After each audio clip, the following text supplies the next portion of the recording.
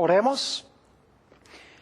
Nuestro Padre y nuestro Dios, te damos gracias por el gran privilegio que nos concedes de venir a este lugar y con libertad abrir tu santa palabra para escuchar tu voz. Pedimos, Padre, la conducción de tu Espíritu Santo. Danos claridad de pensamiento y danos corazones dispuestos para recibir la semilla de la verdad. Te damos gracias por escuchar nuestra oración, porque te lo pedimos en el nombre de Jesús.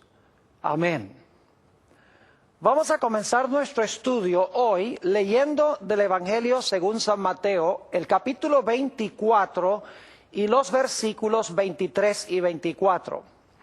En este capítulo tenemos las señales de la segunda venida del Señor Jesucristo.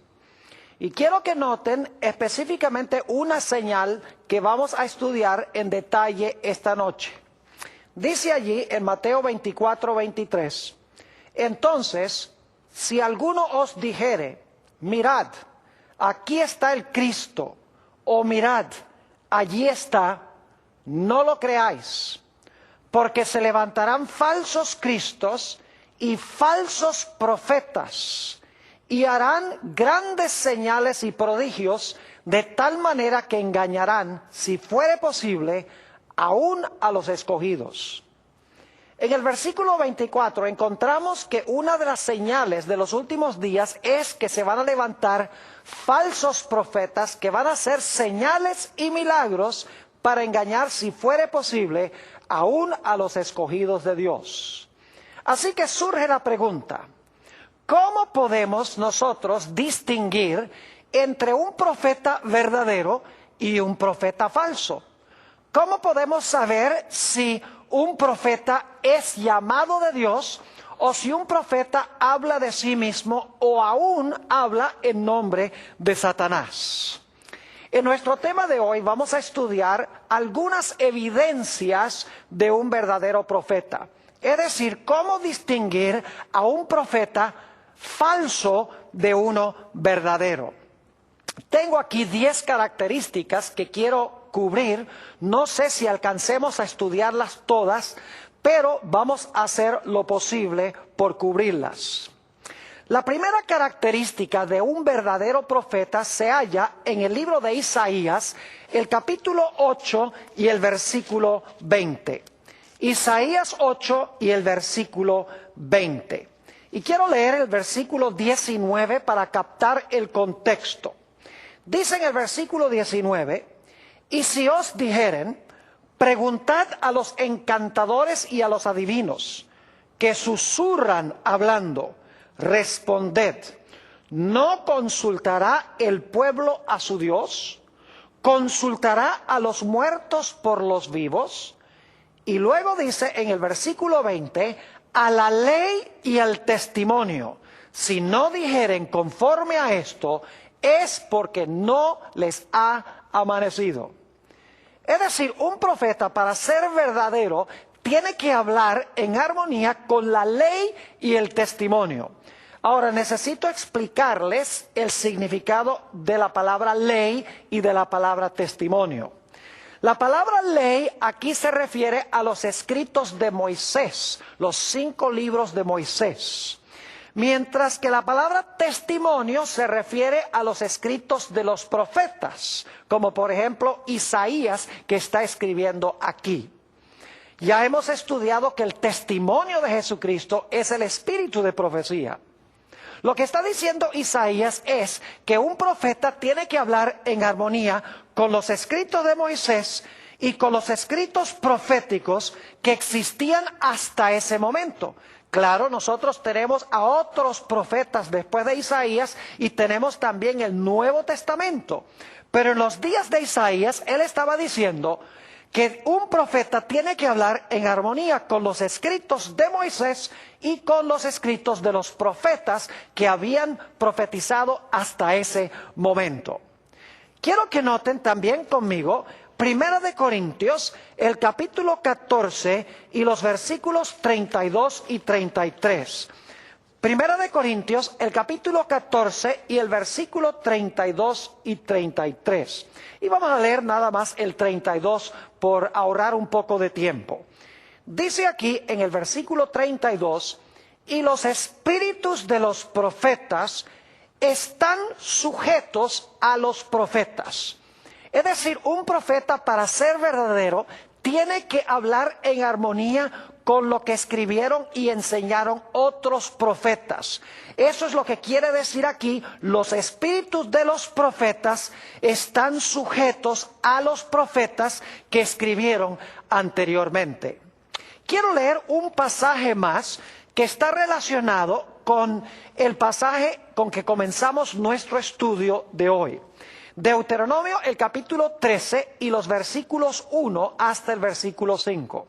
Mis queridos amigos, si un profeta se levanta hoy en día y hace señales y prodigios, pero enseña que no necesitamos guardar la santa ley de Dios o no debemos obedecer todo lo que se encuentra en la palabra de Dios, podemos estar seguros de que esa persona es un falso profeta. Noten Deuteronomio 13, 1 al 5, a donde Moisés da las pautas para distinguir a un profeta falso de uno verdadero.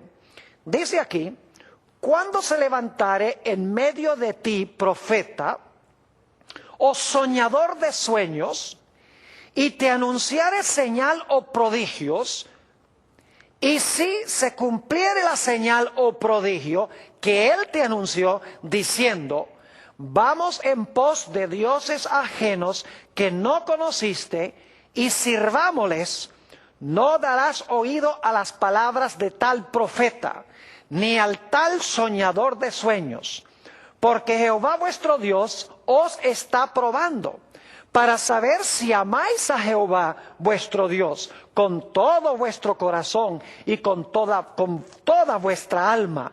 En pos de Jehová vuestro Dios andaréis, a él temeréis, guardaréis sus mandamientos y escucharéis su voz. A él serviréis y a él seguiréis. Tal profeta o soñador de sueños ha de ser muerto, por cuanto aconsejó rebelión contra Jehová vuestro Dios, que te sacó de tierra de Egipto y te rescató de casa de servidumbre, y trató de apartarte del camino por el cual Jehová tu Dios te mandó que anduvieses, y así quitarás el mal de en medio de ti. Un verdadero profeta, en otras palabras, va a enseñar que la gente debe andar en los caminos de Dios, deben temer a Dios, guardar los mandamientos de Dios, escuchar la voz de Dios, servirle y seguirle. Es decir, que un verdadero profeta enseñará al pueblo a obedecer todo lo que está escrito en la santa palabra de Dios. Así que la primera prueba de un verdadero profeta es examinar sus enseñanzas y sus escritos para ver si lo que enseñan está en armonía con lo que han escrito otros profetas anteriores a la ley y el testimonio. Si no hablaren conforme a esto, es porque no les ha amanecido, es decir, no tienen luz. La segunda característica de un verdadero profeta la hallamos en el Evangelio según San Mateo, el capítulo 7, y voy a leer los versículos 15 hasta el versículo 20. San Mateo, el capítulo 7 y el versículo 15. Dice allí: guardaos de los falsos profetas, que vienen a vosotros vestidos de ovejas, pero por dentro son lobos rapaces. Es decir, los falsos profetas vienen disfrazados como verdaderos profetas. ¿Cómo podemos entonces distinguir a uno verdadero de uno falso? Dice en el versículo 16: por sus frutos los conoceréis. ¿Acaso se recogen uvas de los espinos o higos de los abrojos? Así todo buen árbol da buenos frutos, pero el árbol malo da frutos malos. No puede el buen árbol dar malos frutos, ni el árbol malo dar frutos buenos. Todo árbol que no da buen fruto es cortado y echado en el fuego. Así que por sus frutos los conoceréis. Ahora, cuando la Biblia habla de frutos, está hablando del fruto del Espíritu Santo. La palabra fruto o frutos se refiere a las diferentes cualidades de Cristo que el Espíritu Santo implanta en el corazón. Ahora, ¿cuáles son algunas de estas características que debe tener un verdadero profeta si es que tiene el fruto del Espíritu? Note lo que dice en Gálatas, el capítulo 5 y el versículo 22. Gálatas 5 y el versículo 22 describe el fruto que debe tener un verdadero profeta.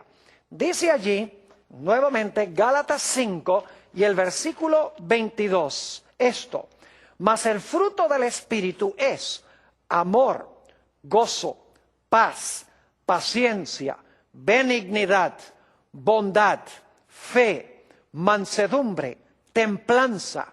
Contra tales cosas no hay ley.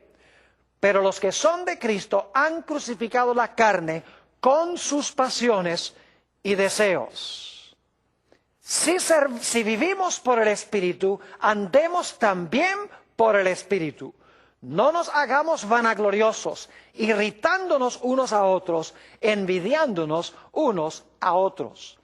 Es decir, un verdadero profeta manifestará en su vida mansedumbre, templanza, gozo, paz, paciencia, amor, benignidad, bondad, fe y todas las cualidades hermosas que tenía Cristo cuando caminó sobre esta tierra. Noten también lo que dice en el Evangelio según San Juan, el capítulo 15 y el versículo 8, sobre el hecho de que los discípulos o seguidores de Jesús, especialmente los profetas, deben producir el fruto del Espíritu de Dios. Dice Jesús allí: en esto es glorificado mi Padre, en que llevéis mucho fruto y seáis así mis discípulos. La segunda característica entonces es que un verdadero profeta debe manifestar en su carácter el Espíritu de Cristo, todas estas cualidades hermosas del carácter de Jesús. Un profeta que no manifieste estas cualidades, podemos estar seguros de que no es un verdadero profeta, sino que es un falso profeta. Vamos a nuestra tercera característica que distingue a un profeta verdadero de un profeta falso. Vamos en nuestras Biblias a 1 de San Juan, el capítulo 4 y el versículo 1 al 3. 1 de San Juan, el capítulo 4 y el versículo 1 hasta el versículo 3. Dice allí, en el versículo 1, amados, no creáis a todo espíritu, sino probad los espíritus si son de Dios, porque muchos falsos profetas han salido por el mundo. Fíjense que debemos examinar cuidadosamente los espíritus para ver si son de Dios, porque hay muchos falsos profetas que han salido por el mundo. Ahora, ¿cómo podemos conocer cuál es el Espíritu de Dios? Versículo 2. En esto conoced el Espíritu de Dios. Todo espíritu que confiesa que Jesucristo ha venido en carne es de Dios. Y todo espíritu que no confiesa que Jesucristo ha venido en la carne no es de Dios. Y este es el espíritu del anticristo, el cual vosotros habéis oído que viene y que ahora ya está en el mundo. Un verdadero profeta entonces confesará que Jesucristo vino en carne. Y no solamente confesará que Jesús vino en carne, sino que confesará que Jesús, después de su resurrección y ahora en el cielo, aún conserva su naturaleza humana. Ahora quiero que notemos en nuestras Biblias el libro de Hebreos, el capítulo 2 y el versículo 14, sobre la naturaleza humana de Jesús cuando Él vino a esta tierra. Nuevamente, Hebreos 2 y el versículo 14. Así que, por cuanto los hijos, esos somos nosotros, participaron de carne y sangre, Él también participó de lo mismo. Fíjense que Jesús tenía carne y sangre, dice aquí, cuando se encarnó. Él también participó de lo mismo, para destruir por medio de la muerte al que tenía el imperio de la muerte, esto es, el diablo, y librar a todos los que por el temor de la muerte estaban durante toda la vida sujetos a servidumbre. Porque ciertamente no socorrió a ángeles, sino que socorrió a la descendencia de Abraham. Es decir, Jesús tenía que tomar la naturaleza humana porque Él no iba a ayudar a los ángeles, nos iba a ayudar a nosotros que somos humanos. Versículo 17, por lo cual debía ser en todo semejante a sus hermanos, esos somos nosotros, para venir a ser misericordioso y fiel sumo sacerdote en lo que a Dios se refiere, para expiar los pecados del pueblo. Pues en cuanto Él mismo padeció siendo tentado, es poderoso para socorrer a los que son tentados. Noten aquí entonces que cuando Jesús vino a esta tierra, Jesús vino con carne, sangre y huesos. Vino como un ser humano real. Pero la Biblia también nos explica que después de su resurrección, Jesús aún conservaba su naturaleza humana, como la nuestra. No como la de un pecador irregenerado, sino la naturaleza humana de sus hermanos, aquellos que se han convertido, aquellos que han tenido un nuevo nacimiento y han recibido a Jesús en el corazón.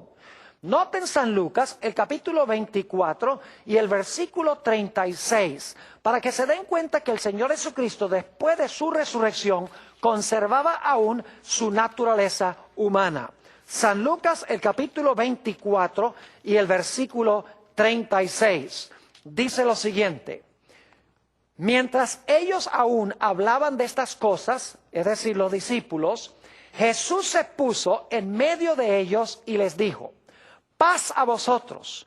Entonces, espantados y atemorizados, pensaban que veían espíritu. Pero Él les dijo: ¿por qué estáis turbados? ¿Y vienen a vuestro corazón estos pensamientos? Mirad mis manos y mis pies, que yo mismo soy. Palpad y ved, porque un espíritu no tiene carne ni huesos como veis que yo tengo. Y luego dice, y diciendo esto, les mostró las manos y los pies. Fíjense que Jesús dijo que tenía carne y huesos después de su resurrección. Los discípulos como que todavía no querían creer. Y por lo tanto dice en el versículo 41, y como todavía ellos de gozo no lo creían, estaban maravillados, les dijo: ¿tenéis aquí algo de comer? Entonces le dieron parte de un pez asado y un panal de miel, y él lo tomó y comió delante de ellos. Es decir, que solamente un profeta que enseña que Jesús vino en carne humana real, como la de sus hermanos, con carne y sangre y huesos, y que aún después de su resurrección nos representa como Jesucristo hombre en los atrios celestiales, puede ser un verdadero profeta. Vamos a nuestra cuarta característica de un verdadero profeta. Un profeta, cuando da una predicción en cuanto a un evento futuro, esa predicción se cumplirá al menos que la predicción esté vinculada con algún aspecto condicional. En un momento vamos a hablar más de eso. Vayan conmigo en sus Biblias a Jeremías, el capítulo 28 y el versículo 9. Jeremías, el capítulo 28 y el versículo 9 nos presenta esta característica. Dice aquí: el profeta que profetiza de paz, cuando se cumpla la palabra del profeta, será conocido como el profeta que Jehová en verdad envió. ¿Qué es lo que dice el texto? Que el profeta que profetiza paz y se cumple la palabra del profeta, entonces la gente puede saber que en verdad Jehová envió a ese profeta. Vayan conmigo también a Deuteronomio, el capítulo 18 y el versículo 22. Deuteronomio, el capítulo 18 y el versículo 22. Y vamos a leer el versículo 21 para captar el contexto. Dice allí lo siguiente: y si dijeres en tu corazón, ¿cómo conoceremos la palabra que Jehová no ha hablado? ¿Cómo podemos saber si un profeta cuando habla, Dios no lo envió para hablar en su nombre? Versículo 22. Si el profeta hablare en nombre de Jehová y no se cumpliere lo que dijo, ni aconteciere, es palabra que Jehová no ha hablado. Con presunción la habló el tal profeta, no tengas temor de él. Es decir, cuando un profeta se levanta y profetiza algo en nombre de Jehová, y lo que profetizó no se cumplió, podemos saber que es un falso profeta. Ahora, debemos reconocer que hay casos a donde Dios da profecías condicionales. Es decir, Él dice que algo va a ocurrir, pero Él pone una condición de que si la gente se arrepiente, entonces lo que Él anunció que iba a suceder no pasa. Tenemos un ejemplo clásico de esto en el libro de Jonás. Dios había dicho que Él iba a destruir la ciudad de Nínive en 40 días. Y la Biblia nos dice que Jonás proclamó este mensaje por todas las calles de la ciudad de Nínive. Después de 40 días, la Biblia nos dice que Dios se arrepintió de destruir la ciudad de Nínive y en lugar de destruirla, la salvó. Y claro, Jonás tenía miedo de que la gente pensara que él era un falso profeta. Pero encontramos que claramente Dios dice, miren, la razón por la cual yo cambié mi acción para con Nínive es porque como ellos cambiaron o ellos se arrepintieron, entonces yo también me arrepentí basado en el arrepentimiento de ellos y no les envié la destrucción anunciada. Es decir, la profecía era condicional. Si la gente cumplía con los requisitos, entonces lo que Dios había anunciado no se iba a realizar. Ahora, debo hacer una aclaración. Y es que hay falsos profetas que pueden predecir aparentemente ciertos eventos que van a ocurrir en el futuro. Por ejemplo, estudiamos en otra serie de temas que he presentado la experiencia de la pitonisa de Endor.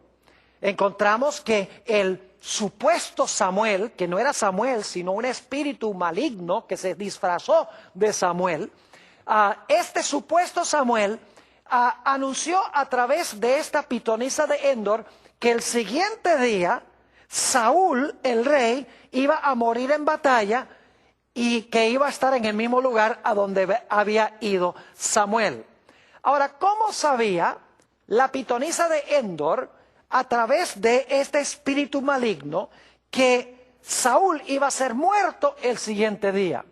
Sencillamente la Biblia nos dice que la razón es que Saúl había entregado su alma al diablo y el diablo podía hacer con él lo que él quería. Un espíritu maligno se había poseído de él y por lo tanto lo que Satanás estaba haciendo a través de este espíritu era decirle a la pitonisa, Saúl va a morir mañana. Lo que no le reveló Satanás es que él tenía planes de matar a Saúl en la batalla el siguiente día. Hay profetas hoy en día que parecen anunciar eventos y en realidad esos eventos suceden. Bueno, no necesariamente significa por eso que ese profeta es de Dios. Porque como les he mencionado, Satanás tiene mucha experiencia y él puede razonar de causa a efecto y puede aparentemente predecir el futuro. Por esa razón no podemos tomar esta característica sola.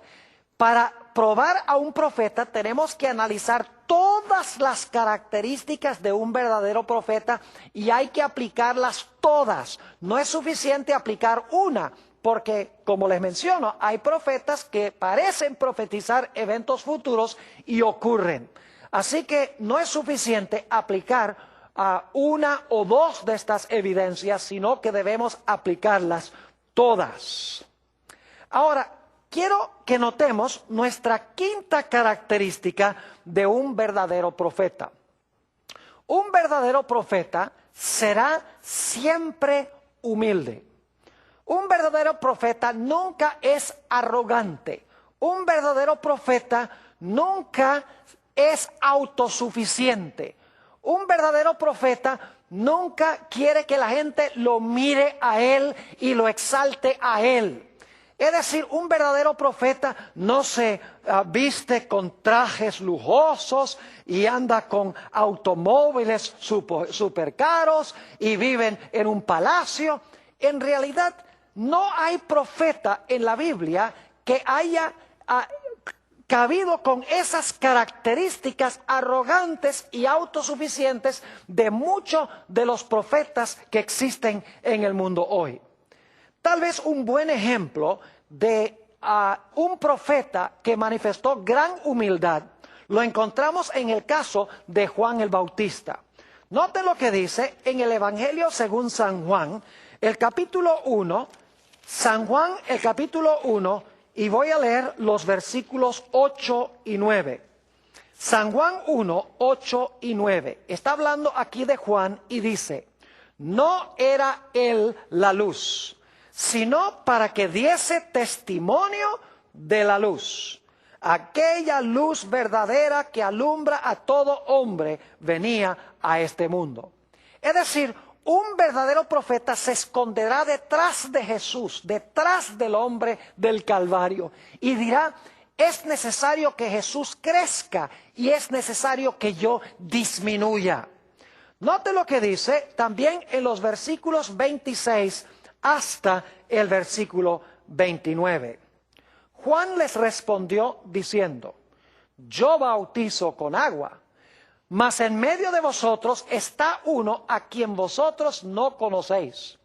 Este es el que viene después de mí, el que es antes de mí, del cual yo no soy digno de desatar la correa de su calzado. Estas cosas sucedieron en Betabara, el otro lado del Jordán, donde Juan estaba bautizando. El siguiente día vio Juan a Jesús que venía a él y dijo, he aquí el Cordero de Dios que quita el pecado del mundo. Y en realidad Juan el Bautista luego dice, es necesario que él crezca y que yo disminuya. Yo no tengo ni siquiera la dignidad para amarrar las trenzas o los cordones de sus sandalias. Es decir, un verdadero profeta es un individuo que será humilde. ¿Cuán diferente de los profetas, de los tales llamados, digamos, profetas de hoy en día? Que andan en carros lujosos, viven en casas súper caras, que tienen mucho dinero, visten con trajes de $1,000, $2,000, están llenos de dinero, ostentan su grandeza y su autosuficiencia. Esa es una gran señal de un falso profeta. Vamos ahora a la característica número 6. Es una característica muy importante. Un verdadero profeta siempre desenmascarará y siempre reprenderá el pecado, sin temer en absoluto las consecuencias que le puedan venir. Saben ustedes, hoy en día los profetas hablan muy poco en cuanto al pecado. Los tales llamados profetas hablan muy poco en cuanto al pecado. Hoy se ha proliferado la idea del evangelio de la prosperidad. Es decir, la idea de que si tú donas dinero a cierto ministerio, si tú siembras esa semilla de dinero en cierto ministerio, entonces tú vas a prosperar, te vas a volver rico, te va a ir bien en todo, vas a tener paz y vas a tener abundancia. En realidad, este evangelio no es un verdadero evangelio, pero a las muchedumbres les encanta oír eso, porque quieren tener paz y quieren tener prosperidad sin la necesidad de arrepentirse del pecado. Pero en la Biblia, los verdaderos profetas siempre desenmascararon el pecado, siempre reprendieron directamente el pecado. Tenemos varios ejemplos en la Biblia de profetas que estuvieron dispuestos de morir por desenmascarar y reprender el pecado. Permítame mencionarles algunos de esos profetas que anunciaban la verdad cortante de Dios sin dar vueltas y sin temer las consecuencias. Tenemos, por ejemplo, el profeta Natán. Cuando David cometió su terrible pecado de adulterio y luego mandó a matar a Urías Eteo, Dios le dijo al profeta Natán: tú debes ir al rey y debes reprender al rey abiertamente por los pecados que ha cometido. Natán el profeta sabía que todo el poder estaba en las manos del rey. El rey podía dar un decreto para matarlo si él quería. Y sin embargo, sin temor y sin reservaciones, la Biblia nos dice que el profeta Natán fue a donde David y le dijo: David, tú eres aquel hombre. Reprendió su pecado, y la Biblia nos dice que David, que fue impactado e impresionado por el Espíritu de Dios, se arrepintió y escribió el hermoso Salmo 51, que es el salmo de su penitencia. Podríamos pensar también de Elías, cuando fue ante Acab. Acab le dijo: oh, eres tú el que alborotas al pueblo de Israel. Y encontramos que Elías le dijo: no, yo no he alborotado al pueblo de Israel, sino que tú y la casa de tu padre han alborotado a Israel, abandonando los mandamientos de Dios y adorando a los Baales. Es decir, Elías no le tenía miedo al rey. Cuando había pecado, él cantaba el pecado por su nombre. Jeremías habló claramente ante varios reyes. Y como resultado, la Biblia nos dice que Jeremías fue a parar más que una vez al calabozo. Es decir, los profetas siempre viven en destierro, huyen al desierto. No son queridos, sino que son odiados, como veremos dentro de unos momentos. El profeta Isaías tuvo palabras de reprensión para el rey Acaz y también para Ezequías. Y la Biblia nos dice que en Hebreos el capítulo 11, que Isaías fue aserrado, es decir, fue colocado en un tronco y luego el tronco fue serruchado en dos. ¿Y qué diríamos de Juan el Bautista? Que compareció ante Herodes y le dijo: no es lícito que tú tengas la mujer de tu hermano. Es decir, reprendió la violación del séptimo mandamiento que estaba practicando el rey Herodes. Y todos sabemos que como resultado de su predicación clara y directa a Herodes, eso le costó literalmente a Juan el Bautista la cabeza. ¿Y qué diríamos de Juan el Apóstol, el que escribió el libro de Apocalipsis? La tradición cristiana, una tradición muy fidedigna, nos dice que Juan el Apóstol fue llevado para testificar ante el emperador Domiciano, emperador de Roma. Y la Biblia nos dice, en realidad la tradición eclesiástica nos dice, la Biblia nos dice que fue enviado a Patmos, como veremos en un momento, pero la tradición nos dice que Juan testificó ante Domiciano y lo reprendió claramente por los pecados que él estaba cometiendo. Y por lo tanto, la tradición nos dice que Juan fue echado en un caldero de aceite hirviente. Pero según esta tradición, que es bien fidedigna, bien temprana en la historia de la iglesia, se realizó el mismo milagro con Juan que con los 3 jóvenes en el horno de fuego. Es decir, que no fue consumido ni fue hervido Juan como resultado de estar en ese aceite. Y por lo tanto, nos dice la tradición que Domiciano desterró a Juan a la isla de Patmos. Y eso sí lo tenemos en la Biblia, porque la Biblia nos dice claramente que Juan estaba en la isla de Patmos, que era como el Alcatraz de aquella época. Era una prisión que era una isla a donde había minas de azufre. Es decir, que los verdaderos profetas presentan la verdad sin temer las consecuencias. Podríamos hablar de otros profetas como Daniel, etcétera, pero creo que tenemos suficiente evidencia hasta ahora de que los verdaderos profetas hablan la verdad de Dios, no hablan de prosperidad cuando Dios no ha declarado prosperidad. La característica número 7 que quiero tratar con ustedes es que muchas veces los profetas, cuando reciben visiones y sueños, experimentan ciertos fenómenos fisiológicos. Por ejemplo, a veces los profetas, cuando entran en visión, caen como muertos. Y nos dice en el libro de Daniel que Daniel, cuando estaba en visión, no respiraba.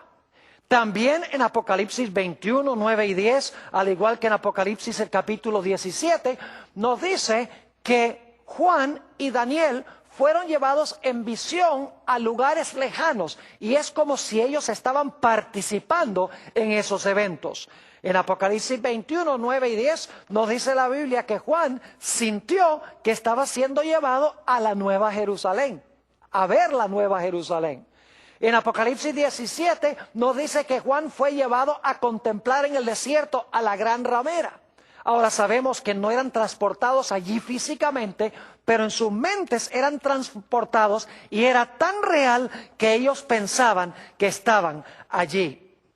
El apóstol Pablo tuvo una experiencia semejante a esta, según nos dice la Biblia, en 2 de Corintios, el capítulo 12 y el versículo 2 al 4, a donde se nos declara que el apóstol Pablo conoció a un hombre, y yo creo personalmente que ese hombre es él mismo, conoció a un hombre que hace varios años fue transportado al tercer cielo. Y luego dice, no sé si fue transportado en el cuerpo o fuera del cuerpo. Es decir, no sé si fue transportado al cielo en visión o si fue transportado al cielo en persona.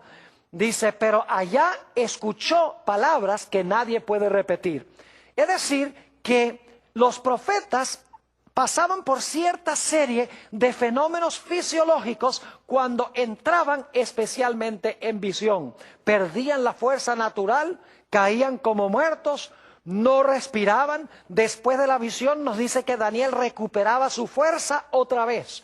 Es decir, que muchas veces los profetas, cuando entran en visión, pasan por estos fenómenos fisiológicos. Ahora vamos a nuestra característica número 8 de un verdadero profeta.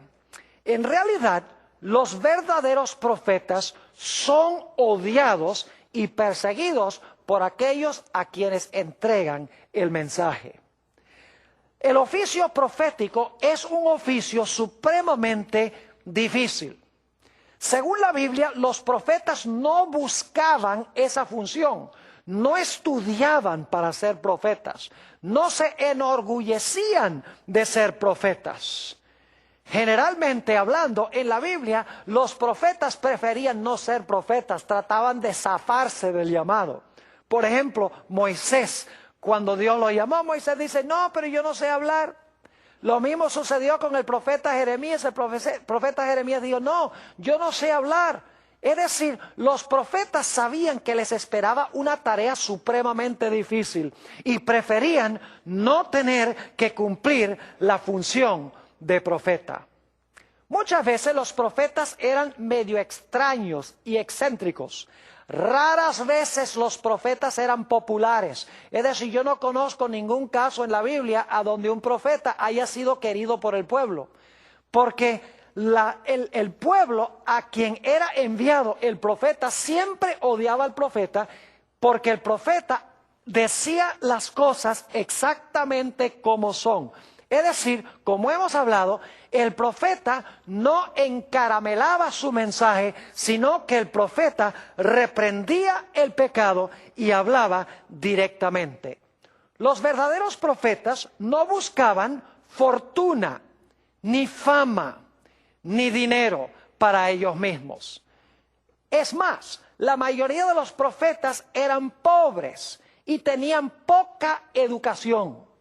Y yo creo que una de las razones por las cuales Dios escogió profetas con poca educación es que la gente que tiene mucha educación le encanta mostrar su sabiduría y de esa manera se interponen entre Dios y el pueblo, y en vez de dar el mensaje de Dios, imparten un mensaje que viene de su propia sabiduría. Por eso Dios escogió lo más débil de los débiles para impartir su mensaje, porque una persona sin educación, una persona sencilla y humilde, podía ser usada fácilmente en las manos de Dios.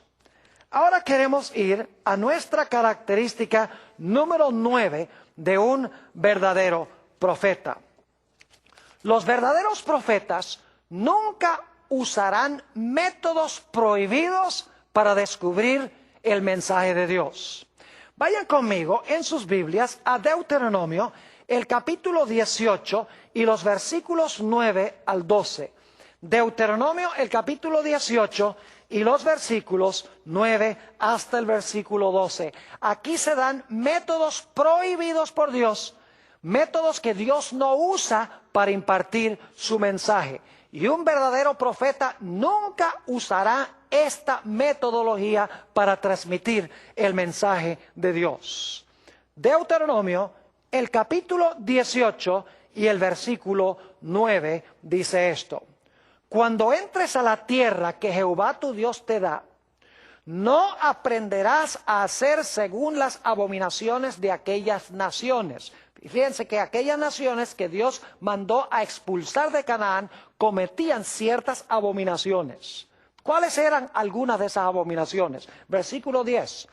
No sea hallado en ti quien haga pasar a su hijo o a su hija por el fuego, ni quien practique adivinación, ni agorero, ni sortílego, una persona que echa suertes, ni hechicero, ni encantador, ni adivino, ni mago, ni quien consulte a los muertos. Es decir, no imparte Dios un mensaje a través de un medium espiritista, o el que lee la bola de cristal, o el que lee los naipes, o el que procura determinar el destino en las estrellas. Dios no usa ninguno de estos métodos para transmitir su mensaje a través de un profeta. Noten el versículo 12: porque es abominación para con Jehová cualquiera que hace estas cosas, y por estas abominaciones Jehová tu Dios echa estas naciones de delante de él. Vamos a leer también un par de versículos del Nuevo Testamento. Apocalipsis, el capítulo 21 y el versículo 8. Apocalipsis, el capítulo 21 y el versículo 8.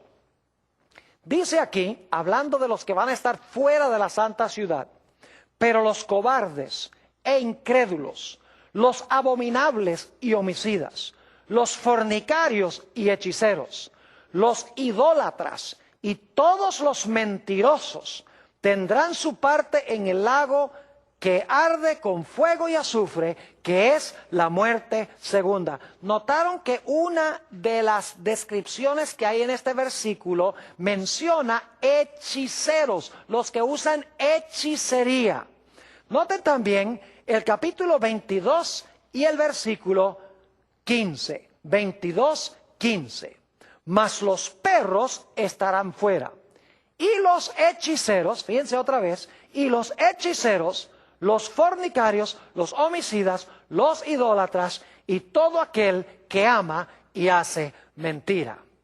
Así que fíjense que nuevamente se menciona aquí hechiceros. Mis queridos amigos, Dios prohíbe tratar de descubrir nuestro destino y nuestro futuro yendo a magos, astrólogos, adivinos, médiums, espiritistas, etc. Dios imparte su mensaje a través de profetas sin emplear estos métodos prohibidos. Vamos ahora a nuestra característica número 10 de un verdadero profeta.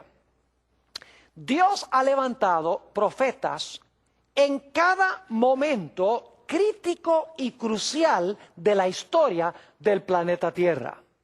Podría mencionar las diferentes épocas cuando Dios levantó esta voz profética en medio de un momento vitalmente importante para la raza humana. Voy a mencionar esos momentos históricos crucialmente importantes. Por ejemplo, el primer profeta de la Biblia fue un hombre llamado Enoc. En Judas 14 y 15 nos dice que Enoc profetizó, era el séptimo desde Adán y profetizó. Es decir, Enoc fue profeta. La Biblia nos dice que caminó con Dios y Dios se lo llevó al cielo de entre los vivos. La Biblia nos dice que cuando Dios estaba a punto de mandar un diluvio universal, ciertamente un evento crucial en la historia del planeta Tierra, Dios levantó a un profeta para advertirle al mundo en cuanto a lo que iba a pasar, para que se arrepintieran de su pecado. Ese profeta fue Noé. Cuando Dios iba a dar inicio a la nación judía, Dios llamó a otro profeta, el profeta Abraham. Y sí, la Biblia nos dice en Génesis 15 y el versículo 13 al 15 que Abraham fue un profeta. Es más, el Señor Jesucristo en San Juan 8:56 declaró que Abraham vio mi día y se gozó. Es decir, que Abraham, cuando Dios iba a establecer a la nación de Israel, levantó a un profeta. ¿Qué diríamos cuando Dios iba a librar a su pueblo de Egipto? La Biblia nos dice que otra vez en este momento crucial de la historia, Dios levantó a otro profeta. Su nombre era Moisés. Y Dios a través de Moisés sacó al pueblo de Israel de Egipto y los llevó a la tierra de Canaán. En la época de los reyes, Dios levantó a otro profeta, a David, quien escribió muchas profecías, por ejemplo, en los Salmos. En el Salmo 16 hay una profecía mesiánica hermosa donde dice que el cuerpo del Mesías no iba a haber corrupción en el sepulcro. En el Salmo 22 hay otra profecía magnífica de David donde dice, Dios mío, ¿por qué me has desamparado? Solamente para mencionarles dos profecías que encontramos de David. Es decir, cuando comenzó la época de los reyes, Dios levantó a un profeta llamado David.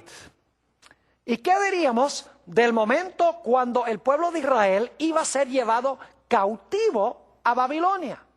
La Biblia nos dice que Dios levantó a Daniel y levantó también a Jeremías inmediatamente antes del cautiverio y a Daniel durante el cautiverio.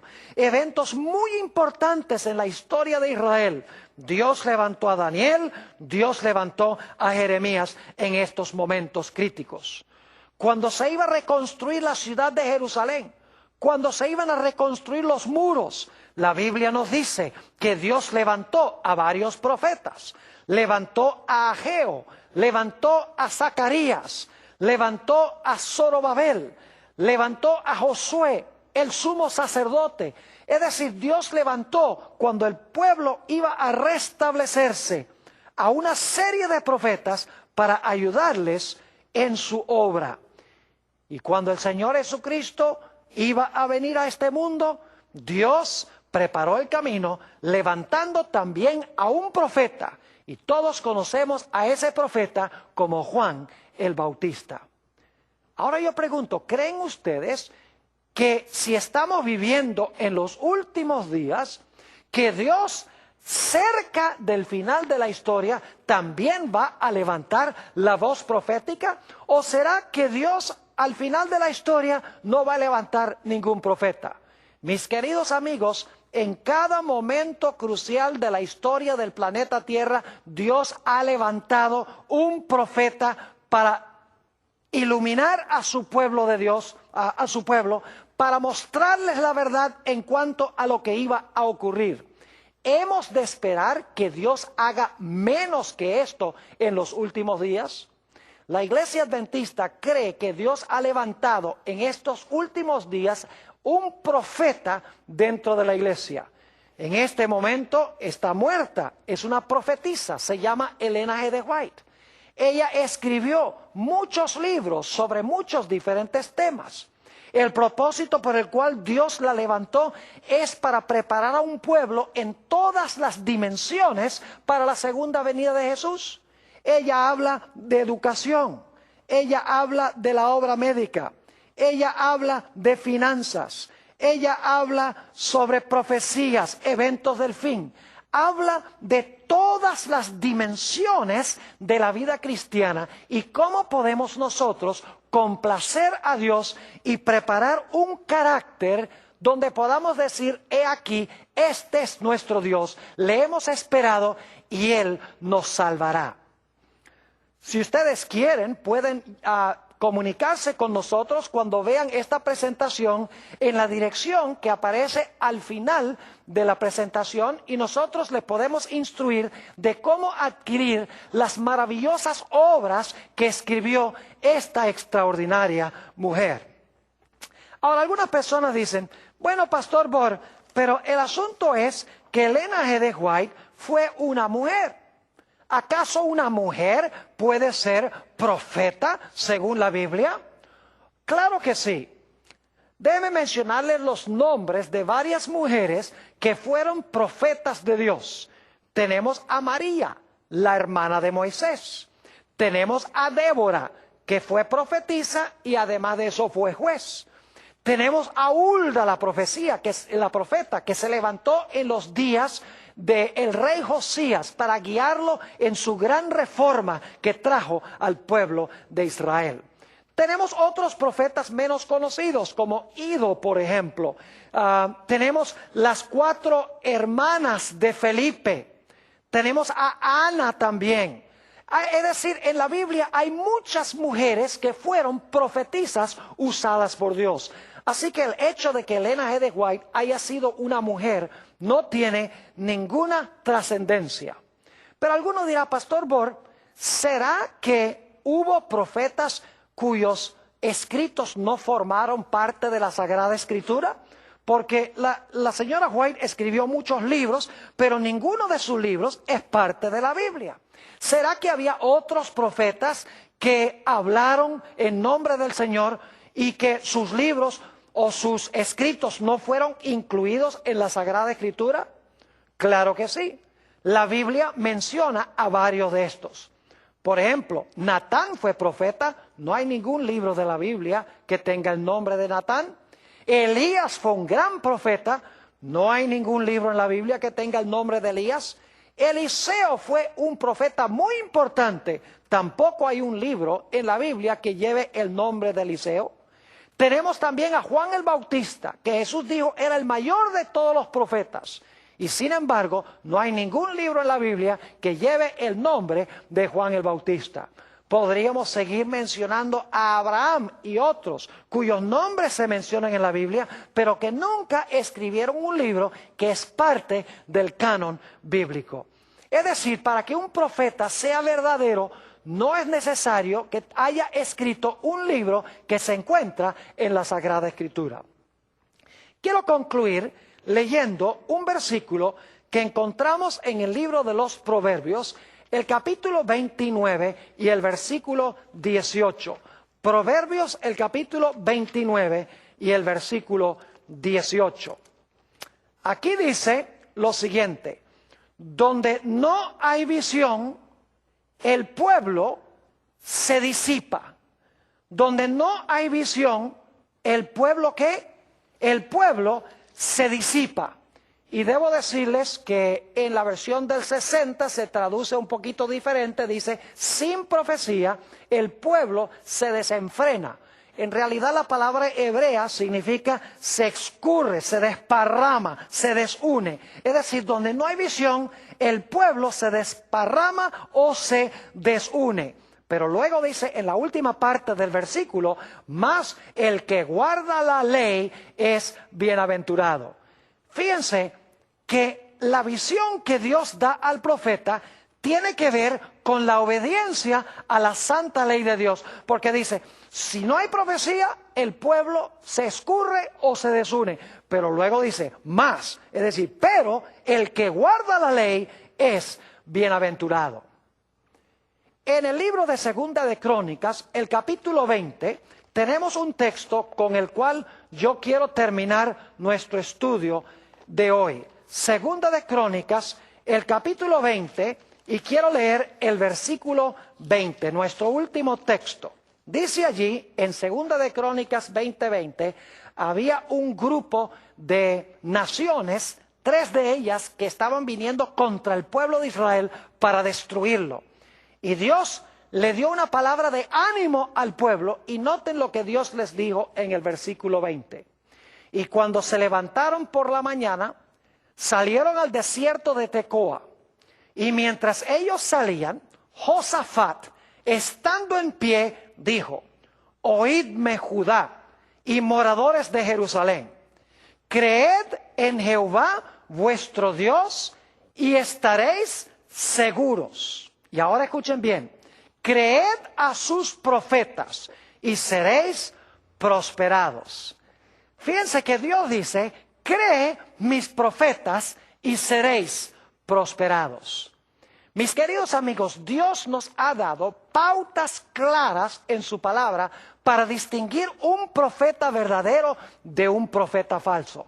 Porque Dios quiere levantar profetas en la iglesia que guíen al pueblo de Dios, que unan al pueblo de Dios, que desenmascaren el pecado para que el pueblo se arrepienta, para que forme un carácter en armonía con el carácter de Jesús. De tal manera que cuando Jesús venga, su pueblo estará listo y preparado. Así pasó con Juan el Bautista. Dios lo llamó para aparejar a un pueblo para la primera venida. Así Dios, en estos últimos días, también ha levantado un profeta en la iglesia remanente para preparar a un pueblo para la segunda venida del Señor Jesús.